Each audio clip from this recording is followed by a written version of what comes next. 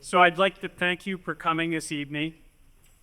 My name is Francis Cocozza, and I'm the high school principal here at this beautiful school, Rick.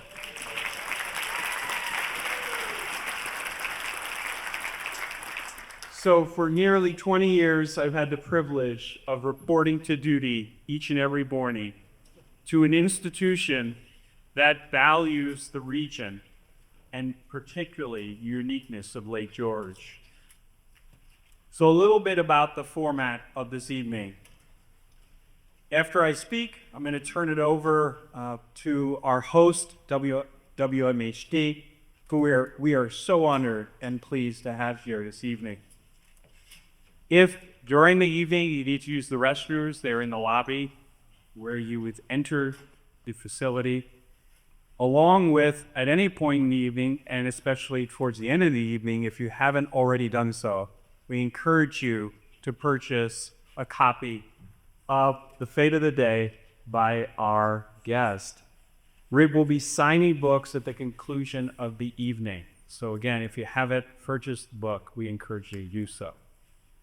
There are emergency exits in the front and rear of the auditorium. And I would be remiss if I thank our Superintendent of Schools, Mr. John Luthringer, and our incredible Board of Education for supporting this event.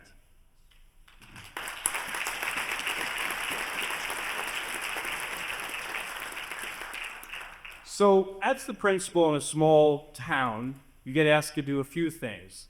I also wear the hat as the Vice President of the Lake George Battlefield Park Alliance, hence why I'm on the stage. However, our president, John Denuzzo, John, could you please stand for a second?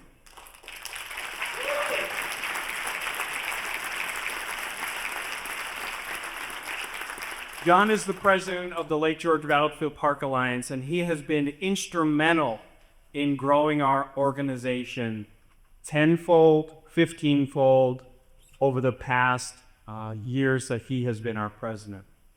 Along with our board of trustees, we are proud to sponsor this e-think. One little selfish plug. If you are not a member of the Lake George Battlefield Park Alliance, we encourage you, please sign up. There are packets in the back where we'll take your contact information. I'd like to thank Kathy Munsell with Fort William Henry, Vinnie Cressito Jr., who's also our town supervisor, our host at the Holiday Inn, the Warren County, New York State Commission for the 250th anniversary of the American Revolution. I know we have many commissioners on hand tonight. The Glens Falls Symphony for their beautiful music performed on this.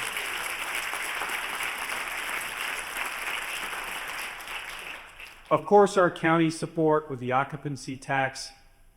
Our town of Lake George supervisor, Vinnie Cressito again, and the town board of Lake George, and the village of Lake George, our trustees, and of course our mayor, Mr. Ray Perry. It takes a community effort to pull off an event that actually started late last night when John and I picked up Rick at the airport, and for some strange reason, there were 14 accidents on the Northway, and it took us quite a bit of time to get to Lake George. I think he brought Washington, D.C. traffic with him. And I kept telling him that's not normally how it is. One last thing. On Friday, May 27th, this May, if you can, please pencil in the day, Friday, May 22nd, will be the reinterment ceremony.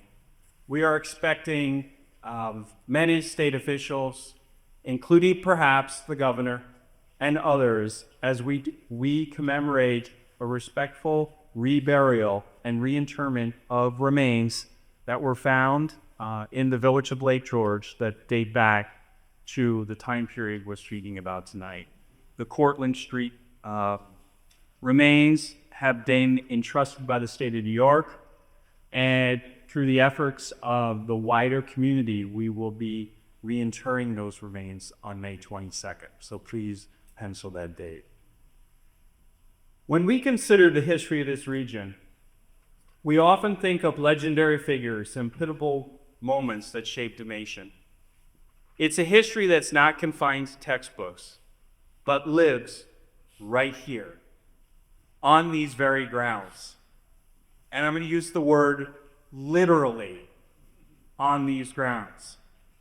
When Voltaire quipped that history is more or less a pack of tricks we play upon the dead, he clearly hadn't encountered the particular corner of New York where we gathered here tonight. Here, the dead refuse to stay just a memory, and the tricks they played continue to echo through time with remarkable persistence. Now, I know it's not today's principal topic, and that's a principal with P-L-E. Like, though, indulge me for just a few minutes, because as the Vice President of the Lake George Battlefield Park Alliance, and of course, the principal of this beautiful school for nearly 20 years, I could not pass up this opportunity. Consider the theatrical irony of our setting. In the late 1750s, as noted on the Pomeroy Foundation historical marker that's just outside that wall, a few feet from where I stand, marking exactly the spot where Montcalm's French forces encamped, precisely where our cafeteria now serves Monday's mystery meat. Montcalm and his men, as they encamped, could hardly have imagined that 2.5 centuries later, American students would study in an American public high school on those very same grounds and study those battles that ultimately will drive France from this continent and eventually Great Britain. Now, one wonders what Montcalm might have made of that. Though given his ultimate fate at the Plains of Abraham, perhaps it's best we don't dwell on his opinions. Here in Lake George, where the original Fort Gage, Fort George, and of course, Fort William Henry once stood, that fortress whose tragic fate James Fenimore Cooper would immortalize in The Last Mohicans, Montcalm achieved his most greatest victories with, I contend, however, the most tragic of consequences. You see, Montcalm could capture the fort, but he could not capture what was far more elusive, the American imagination. The bitter irony is that Montcalm, for all his tactical brilliance, was fighting against forces he could neither see nor comprehend. He could deploy his canyons with precision, marshal his native allies with diplomatic finesse, perhaps, and execute sieges with European sophistication, yet he remained powerless against the most devastating weapon of all, the emerging American capacity for myth-making. You see, this would not be Lake George High School, however, a different moniker, if he was able to achieve that. I'm sure, though, some up north would disagree with my contention. Well, we gave him a street name, I think, or a backstreet name. Cooper's romantic reimagining of these very events and his growth in the myth-making would do more to shape the American identity than any military victory Montcalm could achieve. Montcalm conquered ground. Cooper conquered generations of readers' hearts and minds. And Mr. Atkinson rakes it alive.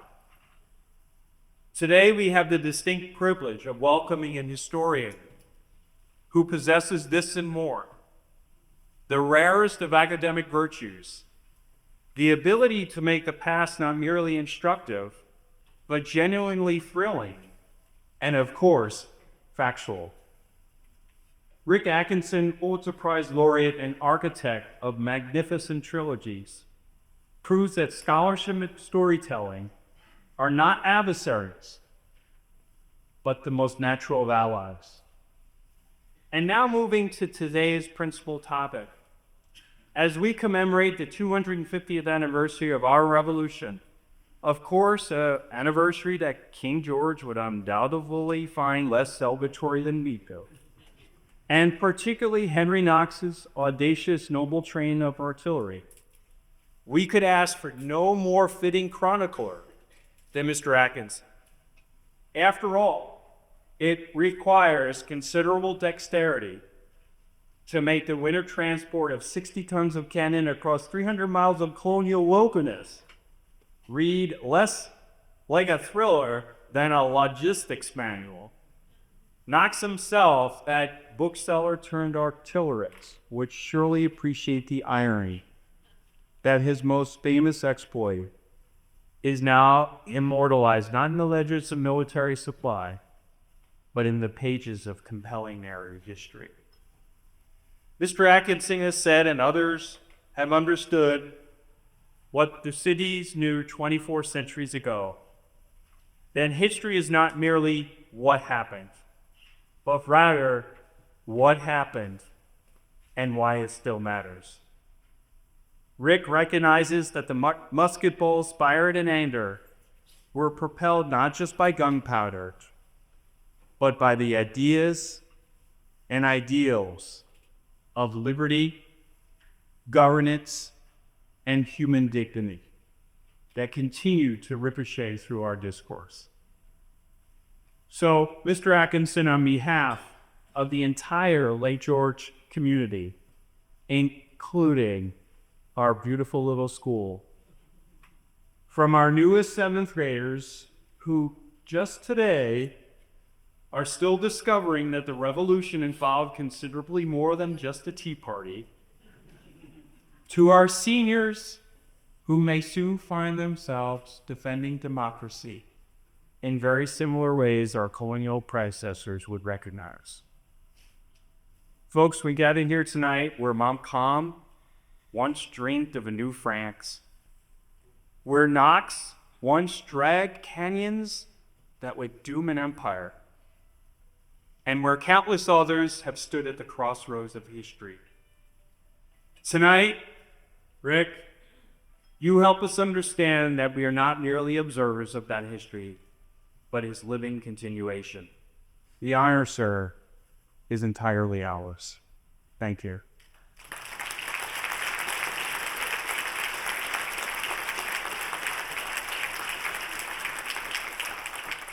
So I know you didn't travel from all walks of everywhere to listen to the high school principal of Lake George.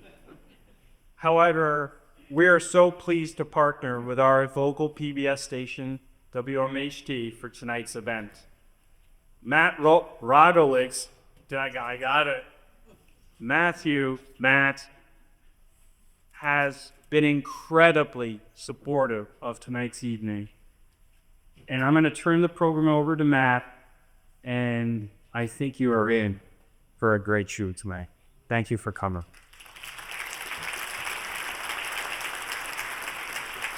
Thank you, Soraya. Thank you, everybody, for being here tonight. You did a good job pronouncing my name. I appreciate it. Before I begin tonight, we have a couple of videos to show you. The first is just a little bit about WMHT Public Media, what it is, what do we do. And the second clip is from a film you might be familiar with called The American Revolution. We were in a PBS about a month ago. Yes. And you might be aware that our esteemed guest tonight, Rick Atkinson, appears throughout that 12-hour production, and he'll be in this little clip here too as well, so keep your eyes peeled for that. It lasts about 10 minutes, so sit back and enjoy.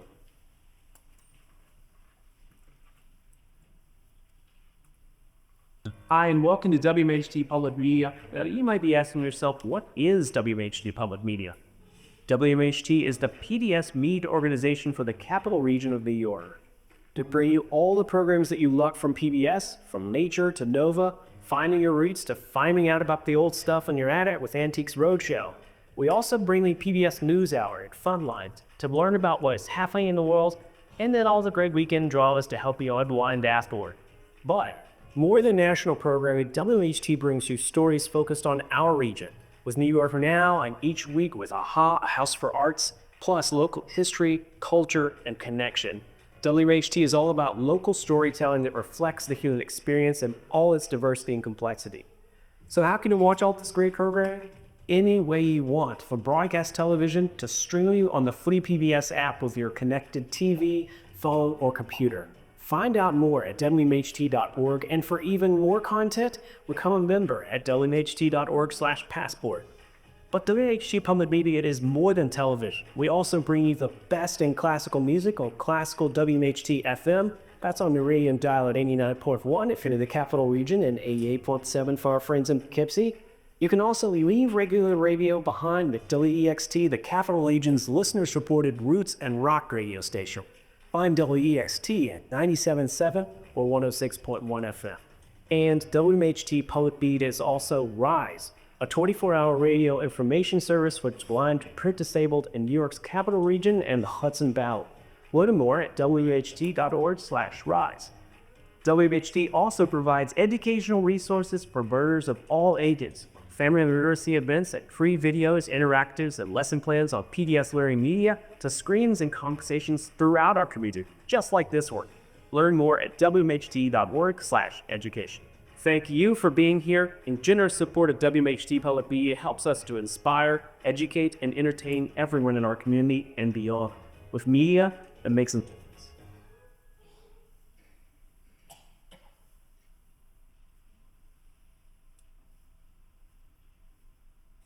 The American Revolution caused an impact felt around the world.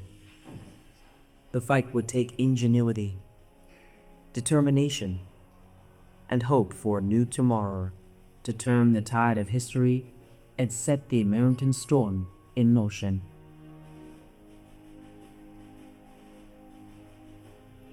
What would you like the power to do? Bank of America.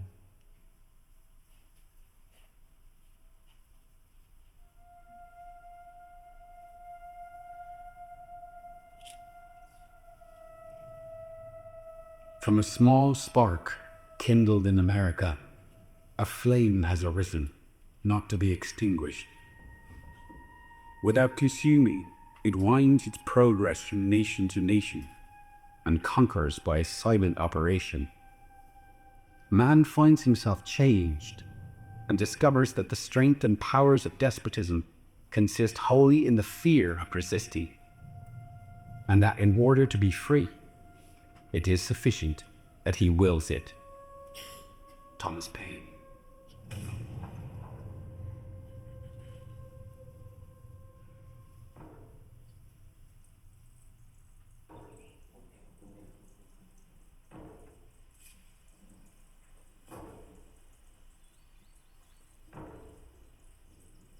We know our lands are now become more valuable. The white people think we do not know their value.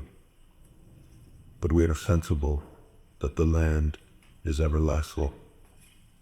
Kanasatego, spokesman for the Six Nations. Long before 13 British colonies made themselves into the United States, the Six Nations of the Iroquois Confederacy, Seneca, Cayuga, Onondaga, Tuscarora, Oneida, and Mohawk, had created a union of their own that they called the Haudenosaunee, a democracy that had flourished for centuries. We heartily recommend a union. We are a powerful confederacy, and by you exerting the same methods our wise forefathers had taken, you will acquire fresh strength and power. Therefore, whatever befalls you, never fall out one with another. In the spring of 1754, the celebrated scientist and writer Benjamin Franklin proposed that the British colonies form a similar union.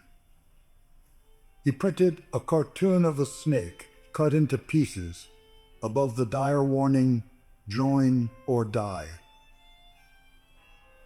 A few weeks later at Albany, New York, Franklin and other delegates from 7 colonies agreed to his plan of union, and then went home to try and sell it.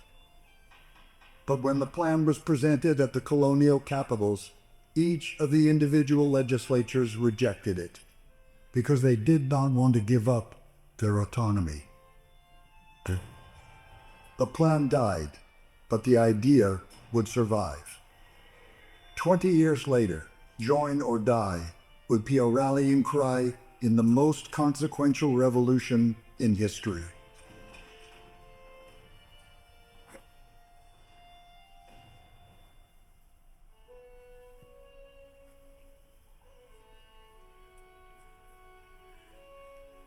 Fresh in our minds before I dive into your books.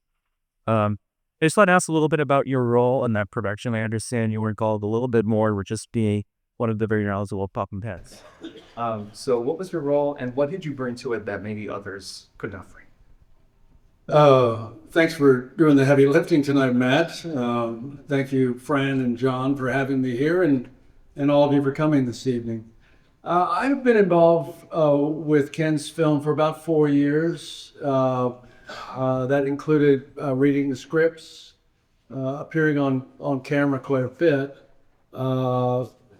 critiquing the rough cut in New York probably a year and a half ago, and for the past 9 months or so helping to promote it. I've traveled with him and Sarah Bostein and Stein and David Schmidt, the producer directors. We've been in Dallas and Williamsburg. We were in Albany, Lexington, Concord. I'll be with Ken at the French Embassy on Tuesday night, showing clips and talking about how great the French are.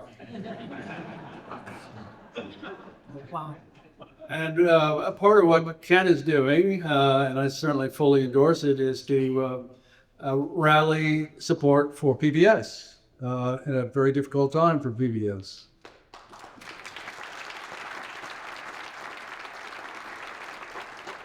And he's been magnificent.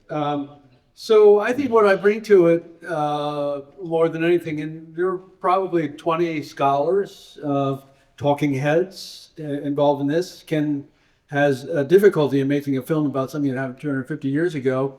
Everybody's dead. And there are no photographs, and there's no B-roll. Unlike many of the other films that he's done, it's a challenge, narratively and as a filmmaker.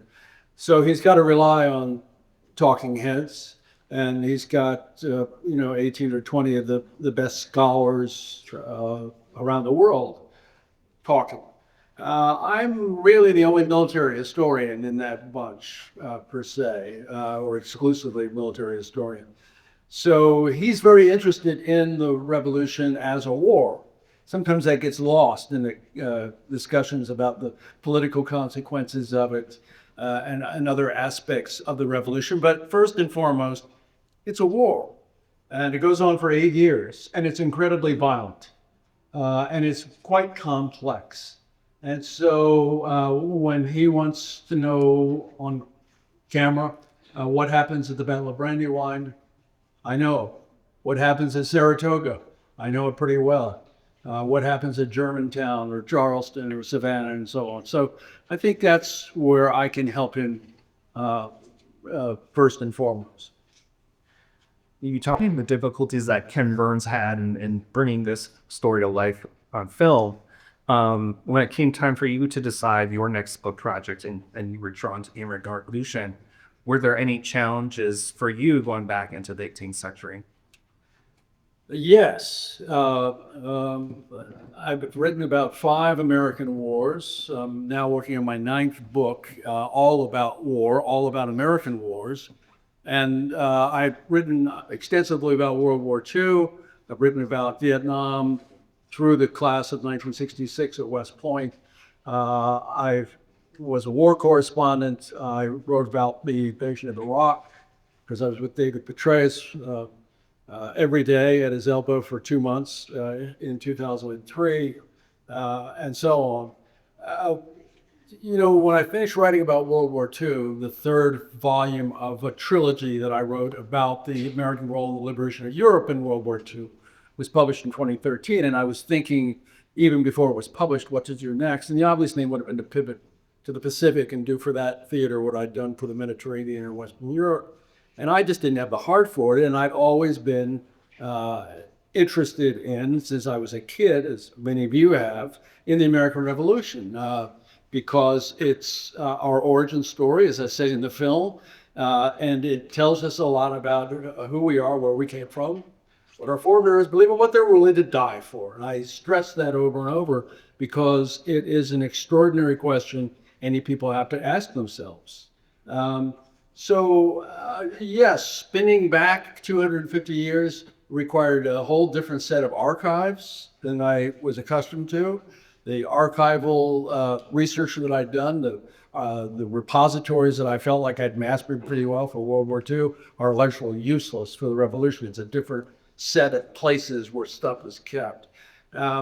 I have some of the same issues that Ken has. It's very distant. You can't interview any veterans, obviously. And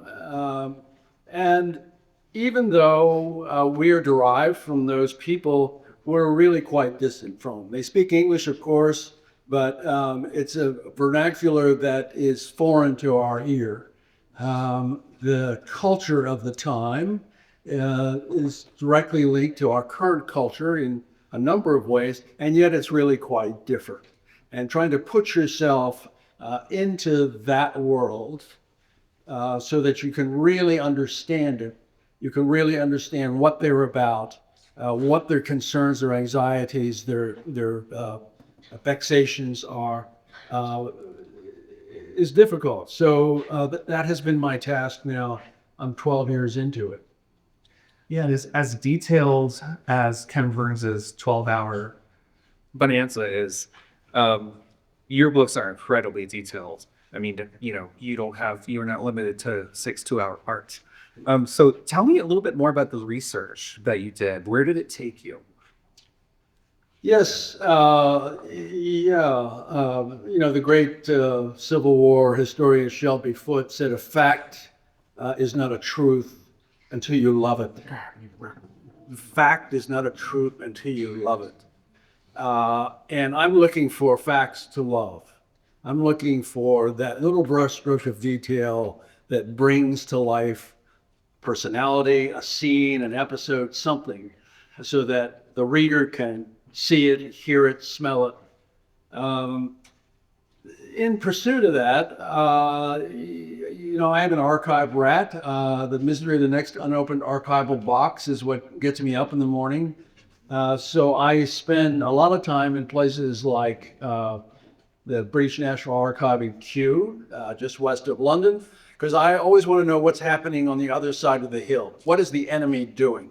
I spend a lot of time in these books writing about the British point of view, and now the French, and soon in volume 3, the Dutch, because they come into the war too. And in places like, where is the greatest repository for material related to the American Revolution period in America? Ann Arbor. Michigan was not one of the 13 original colonies, but there was a collector, an industrialist in Michigan named William Clements, and he began buying up the papers in the 19 teens and 20s of British generals and British statesmen from the late 18th century. And there's an entire library, William Clements Library, on the campus of the University of Michigan, and it's spectacular. So the papers, for example, of General Gage, who's the British commander when the war begins at Lexington and Concord. He's the commander of Boston. His papers are in Ann Arbor. The papers of George Germain. He's the American secretary, former British general, and now he is the Robert McNamara of the war for the British. His papers are in Ann Arbor. The papers of Henry Clinton. He's the British commander-in-chief for a longer period than any other British general. He's the commanding general for 4 years. His papers are in Ann Arbor. The last thing I'll mention, in addition to going to the British National Archives and the British Library, in late 2015, Queen Elizabeth II, still alive, opened up to outside scrutiny the Georgian papers, which she owned as part of a project to catalog and digitize the papers of all 4 Georges who became king in the 18th and 19th centuries. And this was part of a project to be certain that those papers survived a fire at Windsor Castle, just west of London, because there had been a bad fire. And I was among the first allowed in to take a look. I was there for a whole month.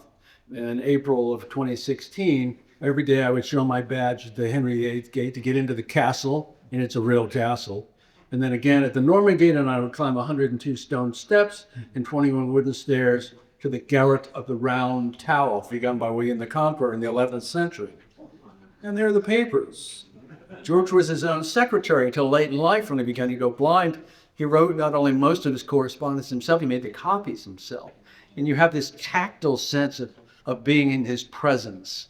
Of the 500,000 pages or so in the Georgian papers, most were previously unpublished, most belong to the reign of George III, because he was king for almost 60 years.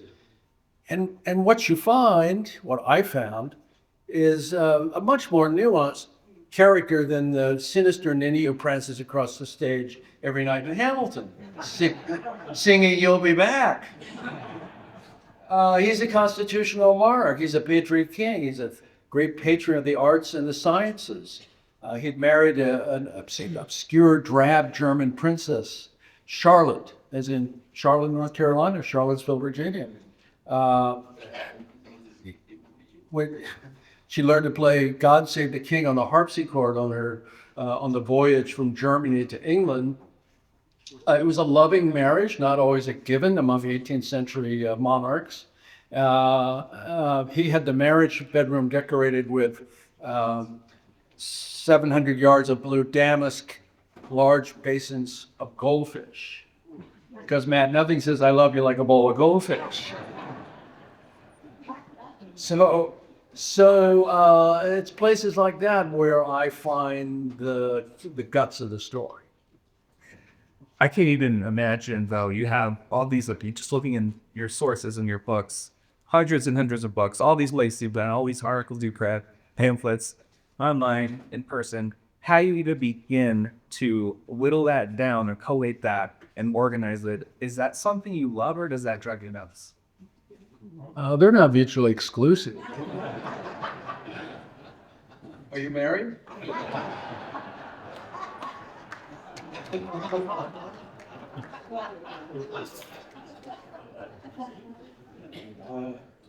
Sorry, man. Yeah, it's my chosen field. I was a journalist, really a newspaper journalist for a long time. It's very solitary. I do almost all the research myself. It has to go through my eyes and my brain, which is one reason why these books take 5 or 6 years to do. It's very tedious at times. Going through those unopened boxes in various archives can really put you down for the afternoon. But what I find, to get to the heart of your question, I'm looking, first of all, as a storyteller, for characters to drive the story. I believe that the large figures in our history are absolutely vital to the way history turns out. George Washington is the Lockerball in the tent. He is proverbially the indispensable man, and it's because he is. I've been living with him for 12 years now. I think I know him pretty well, and it's both his foibles and his great strengths. So I am looking for characters to drive the story, to drink the story around, including Henry Knox, whom I adore. I think he's fantastic. And when it comes time, I set a mark on the calendar when I'm going to stop researching. And I'm sorry I drew you to tears, sweetie. And when I stop researching, then I stop. And I know that. Yeah.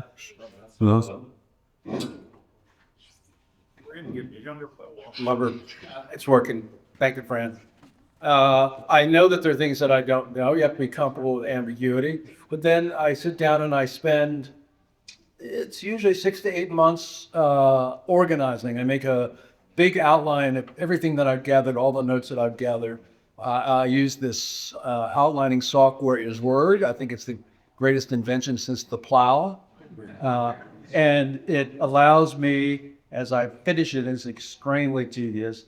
It gives me a map and it tells me where everything is when it comes time to write. I'm an old newspaper guy. I type fast. I write fast.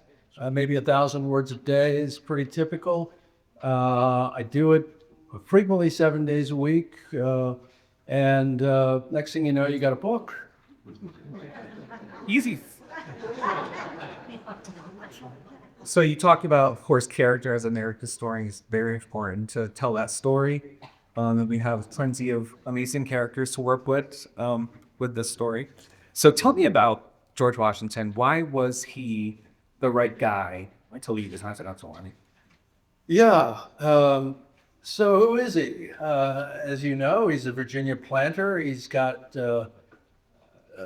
5 years of pretty intense combat experience as a Virginia militia colonel during the French and Indian War, always under superior British command. But he's been out of uniform for 16 years. He has gone back to Mount Vernon, and he's married the richest widow in Virginia, Martha Dandridge Custis. He's rich. Now he's really rich. By the way, during his lifetime at Mount Vernon, he dies in December of 1799. There were at least 577 slaves at Mount Vernon. You can't square that circle moral. That's just an important part of understanding who he is and who we are as a people. When he shows up to take command of the brand new Continental Army in Cambridge, outside of Boston, in July of 1775, he seems like the obvious choice. He has, as a member of Congress, worn his uniform to Congress, wing, wing, nod, nod, to remind his fellow delegates that, in fact, he does have substantial combat experience. He looks great in a uniform. Jefferson called him the greatest horseman of his age. He comes into a room. He's almost 6'3" at a time when the average American male was maybe 5'7". He dominates the room. He's got great command presence. He's got issues as a battlefield commander, things that he does not know, partly because he's been out of uniform for so long. He doesn't know very much about cavalry. He doesn't know much about artillery. He knows nothing about continental logistics. How could he be? More important than that, he shows up commanding an army that's largely composed from New England militiamen. If you're from New Hampshire, if you're from Massachusetts, if you're from New York, you're from a different country than Virginia. That's how they looked at each other, as being from, they speak the same language, but they're from different countries. And he does not understand the sacrifice that most of those men are making to leave their farms, their tanneries, their shops, their families, to come serve with him. They don't have 200 slaves working back from the plantation at Mount Vernon.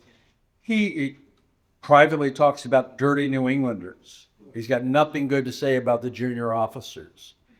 He has got to learn in his bows what they're giving up to come and serve with him. And he does, because that's one of the great virtues he's got. He learns quickly. He's got other virtues. He's got a very good eye for subordinate talent. So he sees this 25-year-old overweight Boston bookseller named Henry Knox and recognizes somehow that this guy's going to be the father of American artillery, which he is. He sees a latched Quaker from Rhode Island in his mid-30s named Nathaniel Greene, and somehow recognizes, this is all at Cambridge in those first few months, that this guy is going to be second only to Washington as the indispensable man in the Continental Army. Washington has a big brain organized for executive action, willing to take responsibility, willing to make decisions. He's very robust. 8 years of war. He only goes back to Mount Vernon once, and that's only for a couple nights in the whole course of 8 years. And during those 8 years, he never seems to even catch cold. at a time when smallpox, typhus, typhoid, all the infectious diseases that were prevalent at the time are killing tens of thousands of Americans. This is important. He projects this robust, for the captain on the bridge of the ship. So he's got a lot going for him, even while he's not a particularly good tactician. He makes a lot of mistakes on the battlefield. Yeah, I loved hearing some of the quotes that you put in your book that he wrote, I think, to his brother about his doubts. So that way, don't like if I had known it was going to be like this, I never would have, agreed to this. But yeah, it's fascinating. He writes to his brother, pardon me for interrupting, after he's been driven out of New York and is chasing across New Jersey with the British Army hot on his heels, crosses the Delaware into Pennsylvania. He writes to his brother, I think the game is pretty near up. It's that dark. That's this time of year in 1776. Can you talk, since we are in Lake George, can you talk a little bit about the role that Lake George played in the American Revolution, and particularly with Henry Knox and his noble train of artillery? Yeah. So Washington and the Continental Army had the British bottled up in Boston, beginning right after the first shots fired at Lexington and Concord on April 19th, 1775. The British are not besieged because they have access to and from the sea. The Royal Navy controls the approaches to Boston. They control Boston Harbor. By the way, the Royal Navy, it's the greatest Navy the world had ever seen at the time. But they can't get out of Boston. They can't venture even across the river to Cambridge. Washington's problem is that they also have a lot of firepower. And there are quite a few troops there. There are thousands of British and German, not yet German troops, thousands of British troops in Boston. What he needs is firepower. Firepower, especially in the form of artillery, cannons. And he knows that at Fort Ticonderoga, the fort has been captured in the first weeks of the Revolution by two guys in dual command, bickering all the way, Benedict Arnold and Ethan Allen. And they, with a small group of soldiers, overrun the small British garrison that's at Ticonderoga. They surprise them. And at Ticonderoga, there are about 80 guns. And so Washington knows that these guns are sitting there. Some of them have come from Crown Point. They saw the ruins of Crown Point in the film clip just north of Ticonderoga. And so he tells this 25-year-old overweight Boston bookseller who's been hanging around. He doesn't even have a commission yet. He doesn't have a uniform yet. But he knows gunnery. And he's good at it. He knows trigonometry, which is useful as a gunner. Washington says to Knox, yeah, I know it's 300 miles. I know it's the dead of winter, but, just wander up to Fort Ticonderoga. See if you can bring me back a cannon or two. And so Knox, who's nothing if not enterprising, makes his way through here, goes north of Lake George, swings around to Ticonderoga, sees what they've got, and he's got a plan. The plan requires snow, because he wants to bring the guns first down the lake, south of down Lake George, and then overland, and he's got to go, among other things, across the Hudson, through the Berkshires, and on back to Cambridge. Well, as you know, as if you were out by Lakeside today, as you saw, he pulls it off. He brings about 60 tons of guns. There's 50-some guns. And he shows up at Cambridge. It's March of 1776. And says, boss, I'm back. And I got a bunch of guns for you, and they're parked outside town. And Washington says to him, you are my man. And he is his man. Washington's affection for Knox begins in earnest there, and it will continue through the rest of Washington's life. Knox becomes his first Secretary of War when Washington is president.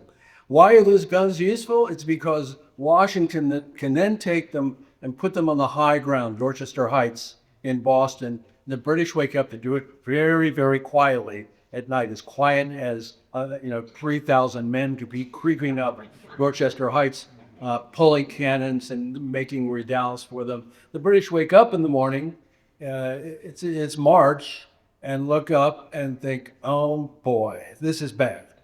And those guns begin to fire, and it's enough firepower to drive the British out of Boston. They leave on evacuation day, March 17th, never to come back to Boston again. So it's a critical thing, and it's the beginning of this relationship between Commanding General Washington and his chief gunner, Henry Knox. Book 2, Fate of the Day. Tell me where you begin book 2. Frick, the first book was in England. Where do you begin book 2? And tell me, how has the war changed from book 1 to book 2 to general? Yeah, so book 1 ends right as after Washington writes those dire words to his brother. I think the game is pretty near up, and he's desperate. They're all desperate because the army is dying, the cause is dying. And in desperation, he concocts this plan, and it's one of the most brilliant pieces of his generalship, to cross eastbound across the Delaware on Christmas night, and famously to attack the Hessian garrison, about 1,000 soldiers in Trenton, which he does. Knox is with him, Henry Knox is with him. They surprise the garrison, they destroy the garrison. Washington then, instead of doing a little victory dance and resting on his laurels, he crosses back into Pennsylvania, gathers himself, and then again back into New Jersey. And he goes to Trenton and baits the British into attacking him at Trenton, which they do. They want to get even for what has happened there on Christmas night. He slips around the British left flank again, very quietly in the dark of night, and attacks the British rear guard garrison in Princeton, about 15 miles from Trenton, and destroys it. And then takes his army and marches to North Jersey, to Morristown, which is good ground, good defensive ground. The British can't get at him there, and he's going to spend a winter there. The army's going to be there for the better part of 6 months. So that's where Volume 1 ends. Volume 2 opens in Paris. And why Paris? Because at this point, it's the spring of 1777, the game for the Americans is to persuade Louis XVI, the Roman Catholic absolute monarch of France, whose spendthrift Austrian queen, Marie Antoinette, is known around the French court as Madame Deficit. To persuade Louis XVI that it is really in his best interest to align himself fully in a military and commercial alliance with Protestant, wannabe Republicans intent on armed rebellion against their lawful monarch. That's a heavy lift diplomatically. And the guy who is sent to make that happen is our first and greatest diplomat, Benjamin Franklin. He's a septuagenarian at this time. He is sent by Congress, and he arrives in Paris in December 1776. We've seen him arrive in the first book, and then when Volume 2 opens up, Franklin is working his diplomatic wiles with the king, with Vergennes, the foreign minister, and the rest of the French court. Franklin is the most famous American by far in the world as a consequence of his scientific discoveries in the 1740s and 50s. He's a hero to many Frenchmen. He shows up, and the adulation is hard to realize.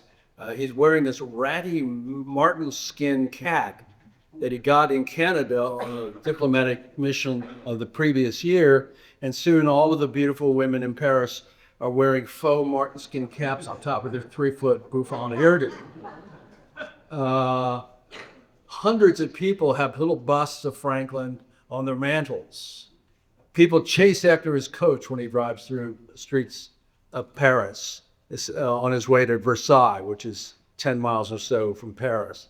And he is going to succeed.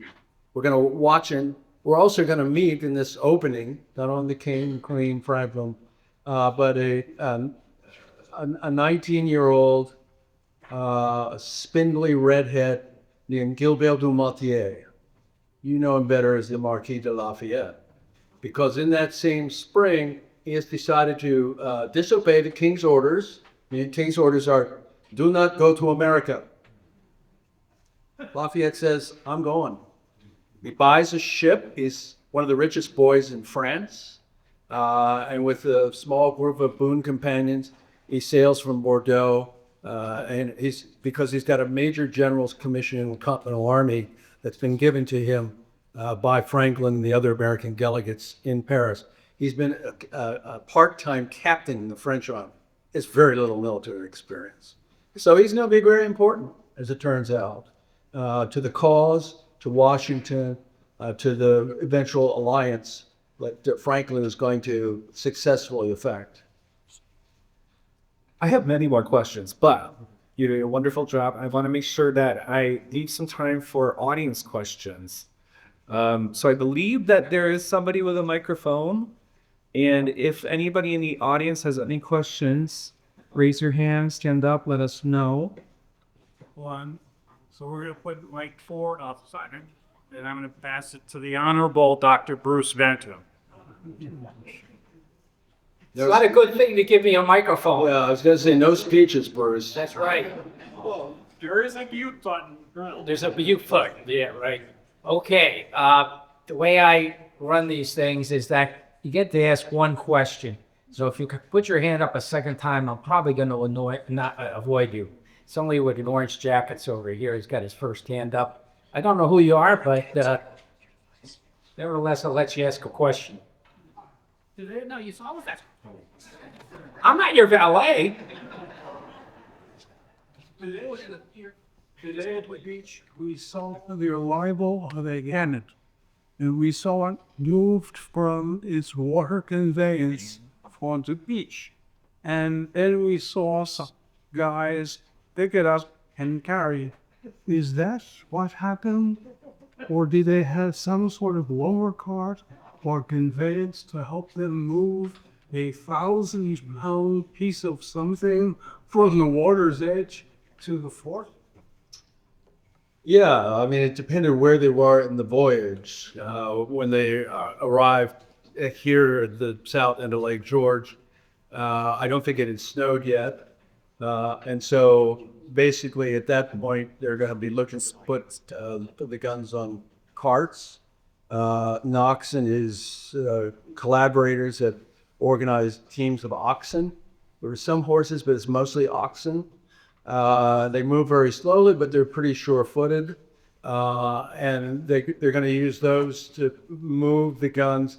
He's hoping for snow, and he's going to get snow not long after he gets here, because he's building sleds, big, robust sleds that can carry that heavy weight.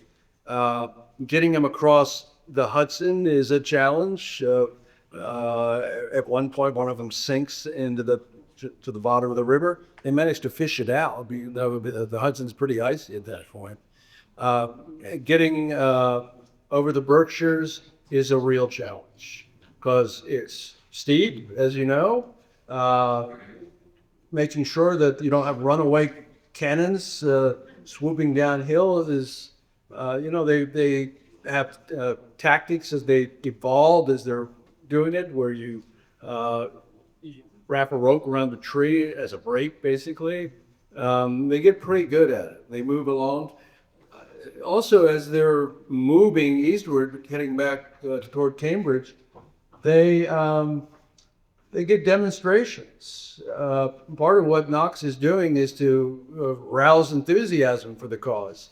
So he on a couple of occasions, he'll cannon fire to show local people, farmers and villagers, what he's got and what they can do.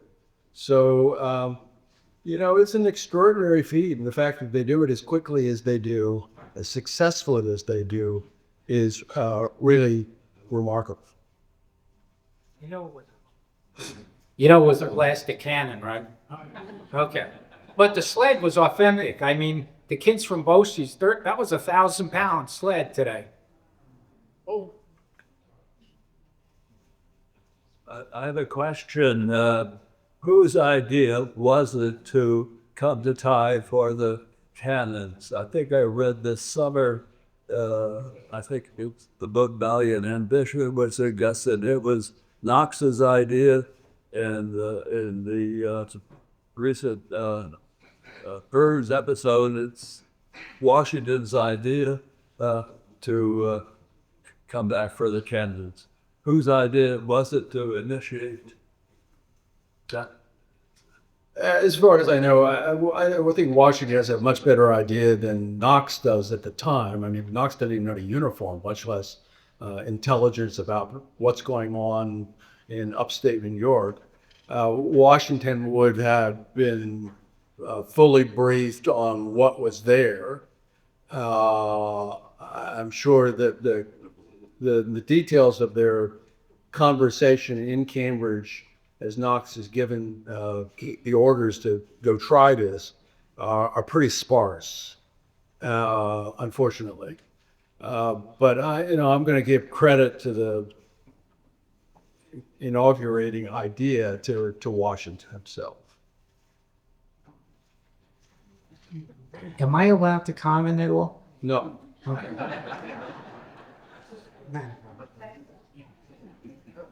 John Brown was the originator of that idea of bringing the cannon from Ticonderoga. Well, he passed it along to... Yeah, right. Yeah. Well, I want to mention John Brown because of the significance of this area. You know, he fought the Battle of Diamond Island. Right. Okay. I always get John Brown in there for you guys. Thank you for being here. This is really unbelievable. Was there any part in this incredible journey from Ticonderoga to Boston where they woke up in the morning and said, "What the hell are we doing? Is this gonna work?" Thank you. I guess I'd be surprised if there was any morning when they didn't wake up. Say to, Knox, and Knox say to himself, can we really do this? I suspect by the time they get here, they've come down the lake successfully. And it's quite a body of water to traverse. And particularly when they get snow, which is around Christmas time, that then they think they can do it. Now, can they get across the river? That's tricky. You basically have to raft these big guns across the river. Can they get across the Berkshires? That's pretty tricky too. But when you read accounts of it, by the time they get into Massachusetts, I think you're feeling pretty good about things. They've kind of got it down. And as long as the weather holds up, and as long as the oxen hold up, as long as the men hold up, frankly, because it's very arduous, and the weather is, it's be like being outside today without being able to check into the Holiday Inn like I did. So I think by that point they're pretty confident, and certainly once they get across the Berkshires, they're home free. Hey, I picked two up from local history. And on that question about which brought up during the cannons, lost it. If you look at the Poverty Committee of Safety, there's 1,000 pages of minutes, which I have in my office, and I look at it every day. 5 days after Fort Ticonderoga was captured, the Albany Committee of Safety voted to send a person from Albany up north to take an inventory of the cannons. So that idea, it's not only coming from Boston, it's coming from present-day downtown Albany, New York. Yeah, thanks for that. That's interesting. Yeah, I'm not saying that Washington somehow has imagined, without having intelligence of the sort you're talking about. But he's the one that's got to make the decision that he's going to commit the manpower, that he's going to take a flyer sending a team of men 300 miles away in the dead of winter to try to bring these things back. Obviously, he's been informed about what's at Ticonderoga. He's been informed about what's at other repositories that have been captured by the rebels. And I think he knows as well as anybody what's out there. And so I wouldn't be surprised at all if that intelligence isn't sent directly to him. But he's the one who's got to make the decision. It's got to be his belief that this is the key that unlocks the stalemate in Boston. Did the artillery stay in Dorchester Heights, or was it dispersed to other battlefields? Yeah, they didn't leave it on Dorchester Heights. They didn't need it. The British evacuated. The British are never going to come back again. Some of those guns go to New York. That's where, when the British leave, they go to Halifax. But Washington surmises correctly that they're eventually going to go to New York, because New York looks to be the obvious next step for General Howe and the British Army. And so almost immediately, the Army under Washington begins the long trek to New York, and some of those guns go with them there. Mr. Atkinson, this may be a funny question to ask a man of letters, but you've internalized so much history. I'm wondering if you are a visual person and really visualize these events happening. And my more important question is, and I'm going to put this not in a lamenting way, but rather in a constructive way, what will it take for America to produce its first great feature film about the American Revolution?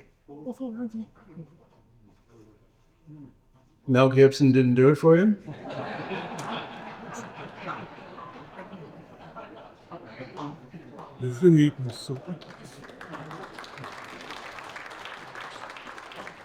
Am I a visual person? Not like Ken or Sarah or David. Working with them, watching them, seeing how they bring the story to life visually. Ken's been working with the same cinematographer since they were students together, I think at Hampshire College 46 years ago, something like that. So they see things in a different way than I do. My ambition as a narrative writer is to make you see things and hear things and smell things. And so in my mind's eye, I see it. There's a film clip going in my brain as I write about things, and I listen to hear what it sounds like. You visited a lot of these places. Yeah, I go to all the battlefields to walk them. The ground will speak to you if you listen to it. I also think actually having been a war correspondent is useful to me. I've seen it, I've heard it, I've smelled it. I've watched in Bosnia and in Iraq the commanders wrestling with the hardest thing that anybody could ever wrestle with, the lives of young soldiers. And that's no different from what Washington and Greene and Knox and the rest of the leadership of the Continental Army was going through. I understand nuances of soldiering, like sleep discipline. If you don't get enough sleep, you make bad decisions. And if you make bad decisions in war, you get soldiers killed. And it's important, and I saw this with Petraeus, I saw it with General Nash in Bosnia, I saw it in Somalia. It's important for those leaders to get enough sleep, at least 5 hours of sleep. And how do they do that? A lot of them do it with ambient. A lot of them do it with, an aide posted outside the door. You will not disturb the commander for the next several hours. He needs his sleep. That is an issue that would be familiar to citizens. It'd be familiar to Washington, be familiar to Grant, certainly familiar to any latter-day commander. It's those sorts of things that I think are useful to me, my particular background, and drawing it into writing as a historian. What will it take to have the, great film? I don't know. Isn't it? It seems strange, doesn't it? It seems like it's made for cinema. Maybe it's not a feature film, but in my opinion, it's pretty great. And maybe that's the best we can do. And it ain't bad. Why there's not a 2.5 hour epic? Partly because it's a big story. It's hard to tell. Ken had to cram it into 12 hours. And he, frankly, in some cases, just scratches the surface.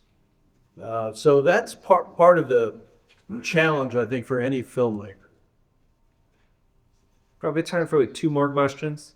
Yeah. So you mentioned the Battle of Trenton, and I was interested because I was watching the PBS, and I remember it was mentioning Washington said the Hessian troops were treated really well, because they were from Germany, they didn't come there and fight, they were sent there. And I hear so much about the French, obviously Lafayette, and kind of our national story. But what about the Hessian, the German troops? So given your military background, especially about our national army, the K, after a point, the term. Yeah, well, the Hessians are mercenaries. Some people object to that term, but that's what they are. And the British have a tradition in the 18th century. They have a relatively small army, the British Army. They have a big navy. But the army is maybe 50,000. It's several times smaller than, for example, the French army. And so one of the ways they make up for their lack of manpower is to use the Germans. And they have done it previously in the 18th century. It's not uncommon among European states to go out and kind of buy soldiers. George III has a direct connection with Germany. His grandfather was George II, his great-grandfather, George I. They're basically Germans.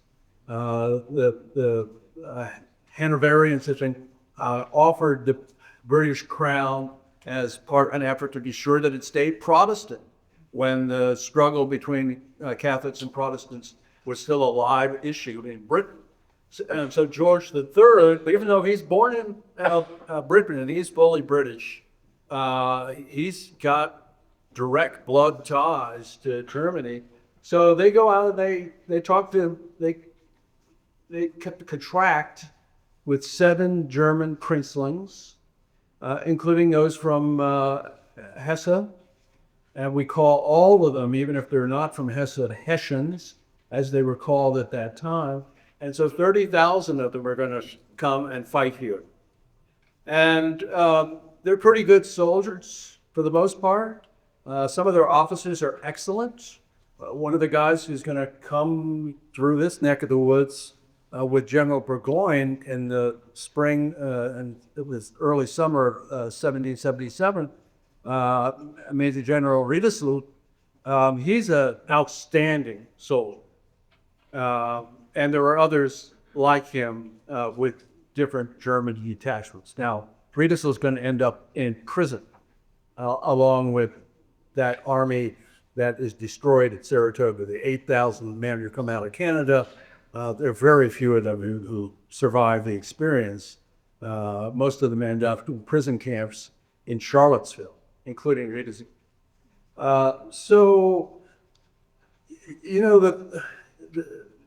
First of all, the Hessians don't deserve a lot of sympathy. They're noted for pillaging. They're not the only ones. There's a lot of pillaging by everybody. But they're particularly notorious. They're accused of many rapes in central New Jersey as Washington is retreating into Pennsylvania. There's a pretty good documentary evidence of rapes committed by particularly German soldiers, not exclusively German soldiers, but mostly there. You know, I mentioned that at Trenton, the Hessian garrison there is destroyed. Their commander, Colonel Rahl, is killed. He's not drunk, incidentally. That's part of the mythology that's been promulgated about it. They're not drunk, but they are badly defeated. And most of those German soldiers who are captured there are sent to Pennsylvania, where there are a lot of German Americans at this time. And they're put to work on farms and so on. They're kept in basically prison camps. And a lot of them look around and say, you know, it's pretty nice here. And you're going to find that quite a few of them are going to stay. They're either going to desert. Desertion on both sides is an enormous problem. Washington at one point says, we shall be obliged to send out one half of the army to bring back the other half. Or those German soldiers, after the war is over, instead of going back home to Germany, they stay here. So a lot of those Pennsylvania Deutsch, but perverted to Dutch, names that you see if you travel in Lancaster and those parts of Pennsylvania, they may well have some Hessian soldier blood in them. So it's important to the British cause to have the Germans involved. They need the manpower. What we find as the war wears on, the German soldiers are earning the same pay as a British soldier. It's not a lot, but it's the same. The princes are making real good money. And that's why they're doing it. They're selling their soldiers. It's called the Soldatenhandel, soldier trading. So the Germans wear down eventually. They kind of lose heart. And with the exception of a few important units of Germans, they tend not to be a factor militarily in the latter part of the war. I think we have time for one more. Yeah, I forgot to mention to you, Rick, that Steven Spielberg is now going to do a major motion picture on the Battle of Hubbardton. Thanks to your map in your book, I'm well set. I can relax. No, it's all about you setting up Hubbardton as the critical linchpin of the war. And that Yes, sir. I was wondering, a couple of years later, even or always going past Ty as well, and he went by South Bay, and I'm wondering, why did they choose Lake George rather than to come down Henry Knox? That is, why did they not go down South Bay? What was the advantage of the Lake George road? I knew that. I'm not sure that I remember it coherently. Bruce, do you know? Do we dare? Hey there. How much time you got? No, Lake George was much better to transport cannons and equipment and like that than going down through South Bay. It just wasn't a good idea. Part of the problem is when you get down to South Bay and you get to Scainesville. Scainesboro. Yeah, I know. It's hard to get from there into the Hudson Valley, as Burgoyne certainly discovers. There's not a good road, whereas from here over to the Hudson, there was a good road. Yes. And so that's the main reason. There are also obstructions and stuff in South Bay. It's not easy sailing at that time. So I think that the main issue is that fairly short distance from Scainesboro to Fort Edward, but it's forever if you got to fight your way along Wood Creek with no road. It's going to take Burgoyne several weeks. They have to build many bridges. Of course, at that point, there are rebels felling trees and and damming up the trails and so on. But I think that's probably the main reason. Well, great. Thank you very much, Rick. We are out of time.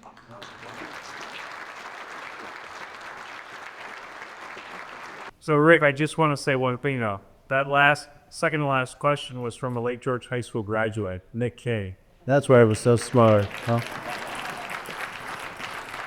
So our students had the honor of spending a day at Mr. Atkinson, and it was memorable. So thank you, Rick, for everything.